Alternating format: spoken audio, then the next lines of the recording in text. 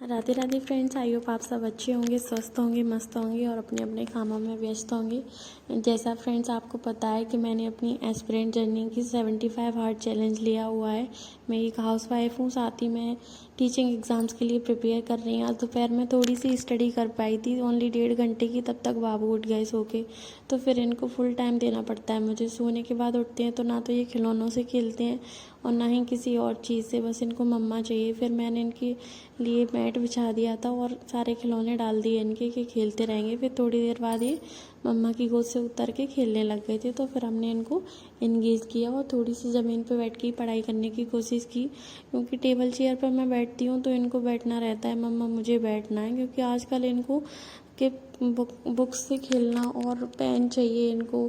और जो हमने टेबल लैम्प मंगवाया हस्बैंड जी ने हमारे लिए, उसको तो इतना पसंद है इनको। उसको लेने के लिए देखो टेबल पे चढ़ जाते हैं। तो बहुत ज़्यादा देख रेख करनी पड़ती है फ्रेंड्स बच्चों की।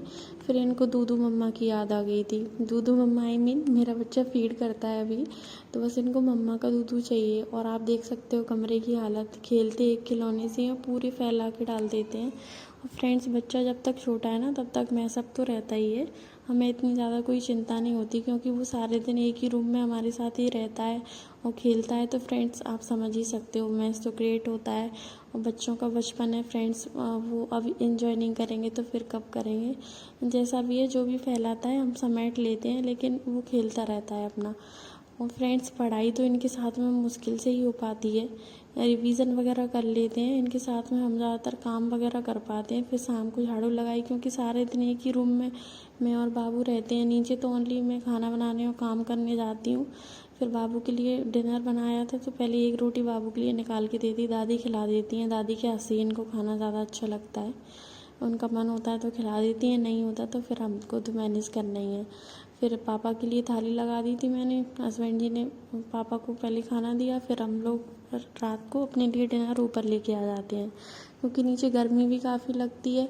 ऊपर रूम में थोड़ा एसी लगा है तो ठंडा भी रहता है, और हम साथ में ही खाना खाते हैं। और नीचे पर्दे वगैरह में हमसे खाया नहीं जाता।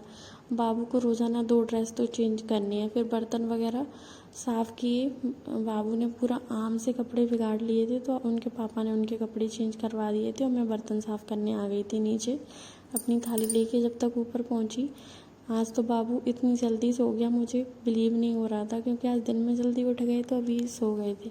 अभी मेरे कुछ टॉपिक्स बचे हुए थे। अब मैंने ईवीएस और मैथ्स दोपहर में पढ़ लिया था, तो मुझे हिंदी की पेडागोजी और करंट अफेयर्स अभी कंप्लीट करना था। तो काफ़ी टाइम था मेरे पास, और बच्चा सो जाता है तो फिर एकदम से शांत माहौल हो जाता है।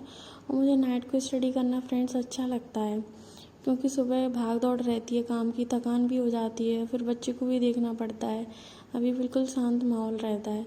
तो आज जो जो टॉपिक्स मैंने डिसाइड किए थे वो सारे कंप्लीट हो गए थे। आई होप आपको मेरी जर्नी अच्छी लग रही हो फ्रेंड्स, तो प्लीज़ सपोर्ट करिएगा, जिससे हम नेक्स्ट वीडियोज़ में मिल सकें। चैनल को सब्सक्राइब कर लीजिएगा। मैं अपनी रियल और बिल्कुल ऑथेंटिक जर्नी आपके साथ शेयर कर रही हूँ। अभी ऑलमोस्ट 12:15 का टाइम हो चला था और हस्बैंड जी बोल रहे थे सो जाओ, जिससे सुबह भी उठना है।